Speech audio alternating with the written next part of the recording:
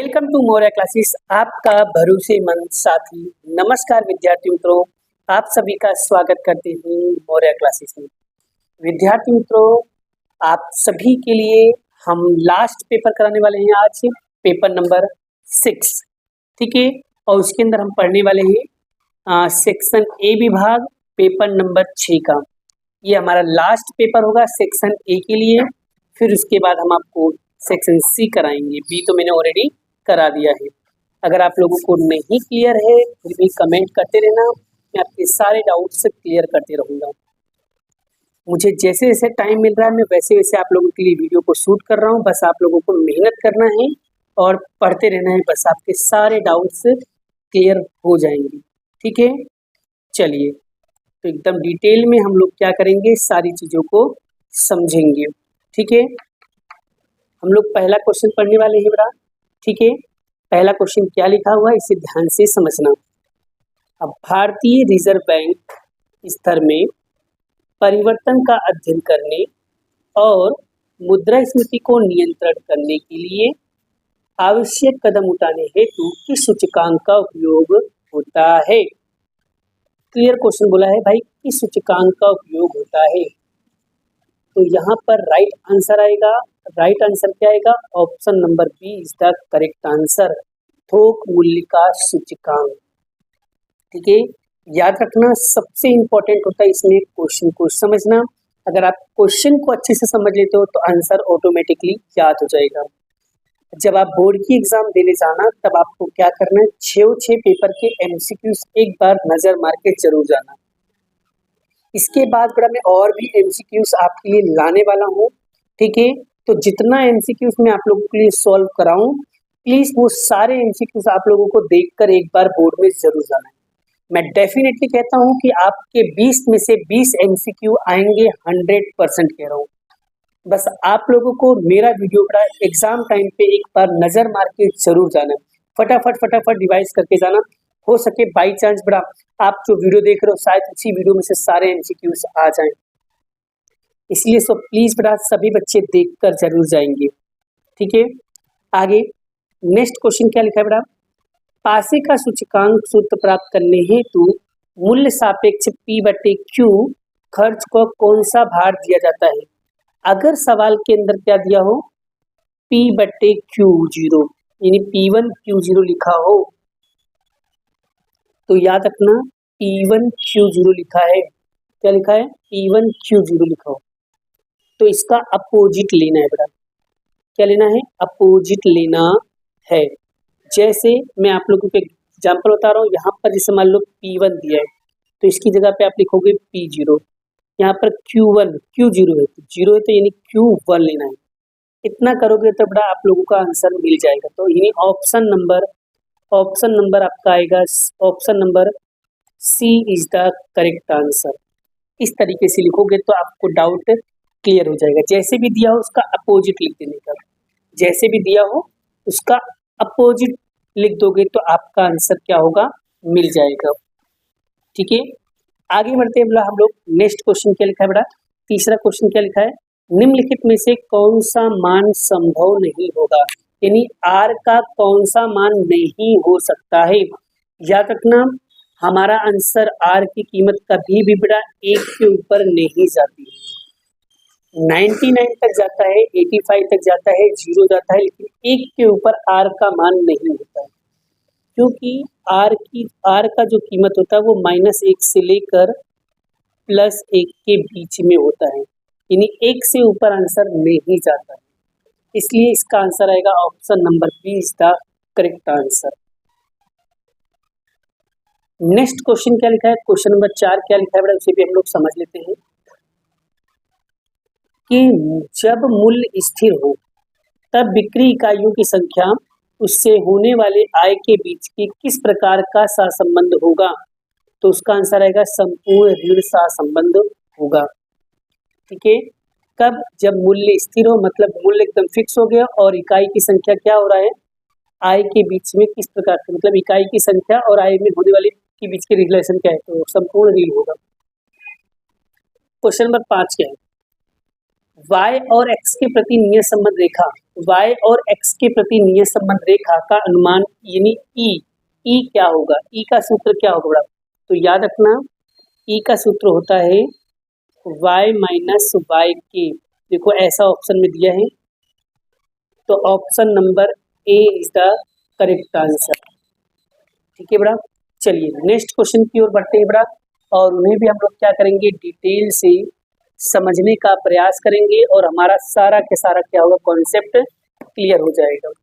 हमें सारी चीज़ों को डिटेल में समझना है और बड़ा एक एक चीज़ों को समझोगे तो ही आपको सारी चीज़ें क्या होगा, क्लियर होगा। देखो मेहनत करोगे तो रिजल्ट डेफिनेटली अच्छा ही आएगा। ठीक है, मेहनत ना करने वाले के लिए रिजल्ट कैसे अच्छा आ सकता है, इसलिए सभी लोगों को क्या करना है, मेहनत करते रहना है। चलिए छठा क्वेश्चन क्या लिखा है बड़ा, उसे समझते हैं। y के x प्रति नियत संबंध रेखा, आपको एक रेखा दिया गया है ये। ठीक है, तो यदि x की कीमत 10 है तो y के मूल्य क्या होगा। सिंपल सा लॉजिक क्वेश्चन है बड़ा, y बराबर 30 माइनस 1.5 x, तो 30 का 30 1.5 x की जगह पे हम लिखेंगे 10। क्लियर, तो यहाँ पर आएगा 30 और इन दोनों का मल्टीप्लाई करो बड़ा, जब मल्टीप्लाई करोगे कितना आएगा, 15 आएगा। तो 30 में से 15 माइनस करो कितना आएगा, 15, यानी y बार बराबर कितना आया भाई, 15 आया। ठीक है, तो यानी इसका राइट आंसर कितना आएगा, 15। ठीक है, कितना आएगा भाई साहब, राइट आंसर कितना आएगा भाई, 15 आएगा। राइट आंसर कितना आएगा भाई, 15 आएगा। ठीक है, कितना आएगा भाई, 15 आएगा। राइट आंसर कितना आएगा भाई साहब, 15 आएगा। ठीक है, राइट आंसर कितना आएगा, 15। ठीक है, तो इसका राइट आंसर आएगा 15। ठीक है बड़ा, राइट आंसर आएगा इसका 15। ठीक है, क्लियर हुआ बड़ा, याद रखना गाला के अंदर ये आंसर रॉन्ग दिया हुआ है, इसीलिए मैं आप लोगों को समझाने की कोशिश कर रहा हूँ। ठीक है, तो सुधार लेना, अगर आप लोगों ने 45 लिखा होगा तो रॉन्ग, इसका राइट आंसर आएगा 15। ठीक है, मैं कॉन्सेप्ट को समझाता हूँ और डिटेल में बताता हूँ। ठीक है, तो ध्यान रखना बड़ा, मैं जो भी चीज़ें आप लोगों को बताऊंगा एकदम परफेक्ट वे में बताऊंगा, जिससे आपके सारे डाउट्स क्या होंगे, क्लियर हो जाएंगे। ठीक है, समझ में आ गया, आगे बढ़ते हैं नेक्स्ट क्वेश्चन की ओर। 7वां क्वेश्चन, यदि सामायिक श्रेणी में कौन सा घटक का आंकलन करना असंभव है, असंभव है, असंभव, तो ऐसी कौन सी है, तो उसका आंसर आएगा बेटा ऑप्शन नंबर 1 यादच्छिक चल। 8वां, रेखिक झुकाव ज्ञात करने के लिए रेखिक समीकरण का अन्वय करने का कौन सा विधि है, तो बेटा इसका आंसर आएगा ऑप्शन नंबर डी चलित औसत की विधि। 9वां क्वेश्चन क्या लिखा है, संभावना का गाणितिक व्याख्या करने हेतु यत्र प्रयोग या n परिणाम निम्नलिखित में से प्रत्येक परिणाम का संभव कितना होगा, तो याद रखना उसका आंसर आएगा 1/n। नेक्स्ट 10वां क्या है, न्यादर्श अवकाश यू विशिष्ट उपगण यानी फाई कौन सा घटक होगा। अगर किसी सवाल में फाई आता है, फाई किसको बोलते हैं, ये फाई आता है, तो उसका राइट आंसर क्या होगा, राइट आंसर क्या होगा, असंभव घटना मतलब अशक्य घटना, अशक्य मतलब अनिश्चित घटना। 10वां क्वेश्चन का 11वां क्वेश्चन क्या ही लिखा है बड़ा, उसे भी हम लोग एकदम डिटेल में समझ लेते हैं। क्या लिखा हुआ है कि ये n बराबर 10, क्या लिखा है, n बराबर 10 प्राचल वाला धन विषम, प्राचल वाला धन विषम, ठीक है, धन विषम द्विपदी वितरण के लिए निम्नलिखित में से कौन सी कीमत का माध्य होगा, कौन सी कीमत का क्या होगा बड़ा, माध्य होगा। ठीक है, कौन सी कीमत का माध्य होगा। ठीक है, चलिए इसे भी हम लोग क्या करते हैं, समझ लेते हैं। ठीक है, चलिए तो यहाँ पर एनपी प्राचल बोला है बड़ा, तो एनपी प्राचल, तो इसको कैसे सोल्व करना है बड़ा, जैसे मान लो n बराबर कितने दिया है 10 और p की कीमत नहीं दी है, तो इसका मतलब क्या मान लेंगे 1/2, 1/2 का भाग जो कितना आएगा 0.5 आएगा। ठीक है, बात सही। अगर हम NP माध्य बोला तो NP का मतलब ये N मतलब कितना हो जाएगा 10, P मतलब कितना हो जाएगा 0.5, यानी कितना आया बड़ा 5 आया। ठीक है, अब याद रखना बड़ा, याद रखना हमारा जो आंसर आया बड़ा, याद रखना वो हमेशा याद रखना 5 से क्या होता है, जो उत्तर आएगा यहाँ पर जो भी उत्तर आएगा जैसे 5 है बड़ा, ठीक है, तो 5 से छोटी संख्या कौन सी होगी, 5 से छोटी संख्या कौन सी, मतलब जो भी आंसर है इसका इससे छोटी वैल्यू आपको लेना है। तो 5 से छोटी वैल्यू कौन सी बड़ा, तो इसमें आएगा option number B is the correct answer. ठीक है, यही वाला सेम क्वेश्चन एक बार पेपर 1 2 3 4 में शायद किसी में आया है, क्वेश्चन रिपीट हुआ है। और बड़ा ये क्वेश्चन इंपॉर्टेंट है इसलिए कह रहा हूँ क्योंकि बड़ा ये ऑलरेडी बड़ा बोर्ड में पूछा गया क्वेश्चन का, और एक बार नहीं बड़ा 2 से 3 बार पूछा गया है बड़ा, एक बार नहीं 2 से 3 बार पूछा गया है। ये जुलाई में भी पूछा गया है बड़ा, ठीक है, जुलाई 18 में भी पूछा गया है, और मई 2021 में पूछा गया है, और मार्च 2022 में भी पूछा गया है। ठीक है, 22 में भी पूछा गया क्वेश्चन है। ठीक है,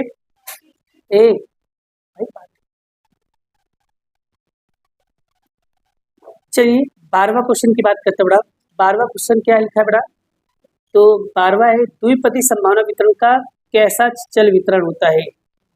तो उसका राइट आंसर आएगा बड़ा, उसका राइट आंसर आएगा डी असतत चल। द्विपदी वितरण का माध्य और विचरण के बीच का संबंध बताना बड़ा, तो याद रखना इसका संबंध कैसे पहचानोगे बड़ा, तो ऑप्शन सी बड़ा। देखो अब मैं बता दूं बड़ा माध्य मतलब क्या होता है। देखो माध्य मतलब होता है NP, और विचरण, विचरण मतलब होता है NPQ। ठीक है, और याद रखना इन दोनों के बीच का रिलेशन बताना, तो याद रखना इससे बड़ा ये होता है बड़ा, इसलिए इसका राइट आंसर क्या आएगा, option C is the correct answer. इस चीज का ध्यान रखना बड़ा, साइन देख लेना किस साइड का बड़ा, इस साइड का है बड़ा। ठीक है, चलिए 14वां क्वेश्चन क्या लिखा है बड़ा कि प्रमाणीय वक्र हेतु कुल क्षेत्रफल कितना होता है। तो बड़ा ये चैप्टर नंबर 3 में जो आप नॉर्मल डिस्ट्रीब्यूशन निकालोगे बड़ा प्रमाणीय वितरण वाला, उसमें बड़ा पेज नंबर 109 और पेज नंबर 110 पे बड़ा इसके गुणधर्म दिए होंगे, इसके लिमिटेशन या प्रॉपर्टीज दी होंगी बड़ा, उसमें देखना आपको इसके सारे के सारे आंसर मिल जाएंगे। ठीक है, तो बड़ा इसका जो राइट आंसर आएगा वो ऑप्शन नंबर सी आएगा बड़ा 1। ठीक है, प्रमाणीय वक्र का कुल क्षेत्रफल कितना होता है बड़ा 1 होता है। ठीक है, आगे 15वां क्वेश्चन क्या लिखा है बड़ा, उसे भी हम लोग ध्यान से समझ लेते हैं और डिटेल में समझाएंगे बड़ा, और एकदम इजी है इसलिए बड़ा मैं आप लोगों को सारी चीज़ें क्या करूँगा डिटेल में समझाऊंगा, क्योंकि बहुत इंपॉर्टेंट है बड़ा। इसे अगर आप तुम सीख लेते हो तो आपके सारे के सारे कॉन्सेप्ट क्या हो जाएंगे, एकदम आसानी से क्लियर हो जाएंगे। इसलिए मैं कहता हूँ ना बड़ा, जो भी चीज़ें पढ़ो एकदम डिटेल में पढ़ो, इससे क्या होगा कि तुम्हें अगर सारा कॉन्सेप्ट क्लियर है ना, अगर तुम दूसरे को भी समझाना चाहोगे तो ईजिली समझा सकते हो, बट हमें खुद को नहीं आता तो हम दूसरे को क्या ही समझा देंगे। इसलिए हमेशा ट्राई करने का कॉन्सेप्ट पे फोकस करने का। किस पे फोकस करने का भाई साहब, कॉन्सेप्ट पे फोकस करने का। तो अगर कॉन्सेप्ट अगर आपका क्लियर है तो आप सारे सवालों को ईजिली डिफाइंड कर सकते हो। ठीक है बड़ा, क्लियर। चलिए अब हम इसको सॉल्व कैसे करना है वो भी मैं आपको सिखा देता हूँ। ठीक है, एक प्रमाणीय चल वितरण n 20 और 4 दिया है, उसका जो क्षेत्रफल है 99.73 है। अवलोकन का निम्नलिखित में से कौन सा मूल्य होगा। सबसे पहले इंपॉर्टेंट चीज समझ बड़ा, यहाँ पर ये जो चीज दिया है ये, और ये जो चीज दिया है इसे समझना बड़ा। अगर 99.73 दिया तो बड़ा आपको इसका सूत्र कहाँ मिलेगा, पार्ट 2 की बुक में पेज नंबर 109 या 110 पेज नंबर पे देखोगे तो ये वाला टॉपिक में क्षेत्रफल का सूत्र मिलेगा। और सूत्र क्या है बड़ा, मैं लिख दे रहा हूँ बड़ा, सूत्र है म्यू -3a फिर म्यू +3a। ठीक है बड़ा, ये नहीं बड़ा, ये सिग्मा है, ये सिग्मा है, सिग्मा। ठीक है, म्यू -3 सिग्मा म्यू + सिग्मा। ठीक है, इसे सोल्व कैसे करना है इसे समझना था। ये इसका क्षेत्रफल का सूत्र है बड़ा, और ये जो वैल्यू दिया बड़ा ये म्यू है और सिग्मा स्क्वायर है। तो म्यू बराबर आपका आ गया 20 और सिग्मा स्क्वायर बराबर 4। हमको सिग्मा स्क्वायर नहीं चाहिए, हमको तो चाहिए सिग्मा। तो 4 किसका स्क्वायर है 2 का, तो सिग्मा मिल गया। अब फॉर्मूला में वैल्यू पुट कर दो, आपका आंसर आ जाएगा। जैसे म्यू कितना दिया है 20 माइनस 3, सिग्मा कितना दिया है 2, फिर कोमा म्यू कितना दिया है 20 प्लस 3, सिग्मा कितना दिया है 2, तो 20 का 20 और 3 दूनी कितना हो जाएगा 6, और यहाँ पर 20 का 20, 3 दूनी कितना होगा 6, 20 में से 6 माइनस करेंगे कितना आएगा 14, और 20 में 6 जोड़ेंगे कितना होगा 26। तो इसका जो राइट आंसर आएगा बड़ा 14 और 26। ऑप्शन बताओ कौन सा हो सकता है, तो बताओ जल्दी कौन सा ऑप्शन है। ऑप्शन नंबर सी 14 और 26, यही क्या होगा इसका राइट आंसर। बस आपको सूत्र पता होना चाहिए बस बड़ा। अगर सूत्र पता है तो आप इजीली इसे डिफाइन कर सकते हो। मैं जो भी फॉर्मूला आपको बता रहा हूँ ये किताबों में है बेटा, आप एक बार जाके नज़र मारो, आपकी सारी चीज़ें क्लियर होगी। पढ़ोगे तो आएगा ना बड़ा, नहीं पढ़ने वालों के लिए कुछ नहीं आएगा। ठीक है, आगे बढ़ते हैं हम लोग 16वां। निम्नलिखित में से u और प्रमाप विचलन प्रमाणीय x संभावना घनत्व फलन क्या होगा। तो बड़ा इसमें से बताओ क्या इसका आंसर होगा। तो इसका आंसर राइट होगा बड़ा ऑप्शन नंबर सी। याद रखना बड़ा बहुत इंपॉर्टेंट टॉपिक है, ये फॉर्मूला है बड़ा, इससे अच्छे से बड़ा इसको याद करना बहुत इंपॉर्टेंट है बड़ा, बहुत ज़्यादा इंपॉर्टेंट है, 100% एग्जाम में आता है बड़ा। नेक्स्ट क्वेश्चन क्या लिखा है बड़ा, इसे भी हम लोग क्या करते हैं समझने का प्रयास करते हैं। एकदम इजीली है और अच्छे से इसे सोल्व भी कर सकते हो बड़ा। ठीक है, एकदम इजी है और अच्छे से सोल्व करेंगे तो हमें आ भी जाएगा। ठीक है, चलिए इसे हम लोग क्या करते हैं सॉल्व करते हैं और अच्छे से हमें आ भी जाएगा। तो सबसे पहले क्या लिखा है, limit x tends to 4 under root में 4x प्लस 9 की कीमत क्या होगी। कुछ करना नहीं बड़ा, जैसे यहाँ पर जैसे अंडर रूट लिखा है बड़ा तो 4x प्लस 9 लिखा है, तो x की जगह पे क्या लिख दूंगा 4 लिख दूंगा। तो यहाँ पर आएगा 4 प्लस 9, तो यानी कि 4 किसका 16 प्लस 9, और 16 प्लस 9 कितना होगा 25, 25 किसका वर्ग बड़ा 5। तो इसका राइट आंसर क्या आएगा बड़ा 5, ऑप्शन ए। आगे बड़ा 18वां, निम्नलिखित में से n 5 और 0.02 दिया है बड़ा, 0.02 दिया है, तो इसका सही आंसर क्या आएगा, इसका सही आंसर क्या आएगा बड़ा। एकदम सिंपल है बड़ा, ये ए होगा, यानी कि ये ए हो जाएगा और ये जो होगा ये डेल्टा होगा। ठीक है, अब आपको इसमें बोला है मानांक स्वरूप में कन्वर्ट करना है, इसमें मानांक स्वरूप में। तो मानांक स्वरूप में क्या होगा बड़ा, तो किस तरीके से लिखेंगे, सूत्र आपको पता होना चाहिए, x माइनस ए लेस देन डेल्टा। x का x ए कितना दिया है भाई 5, और लेस देन डेल्टा कितना दिया है 0.02 दिया है। तो बताओ कौन से ऑप्शन में ऐसा है, option number D is the correct answer. ठीक है, आगे बात करते हैं हम लोग नेक्स्ट।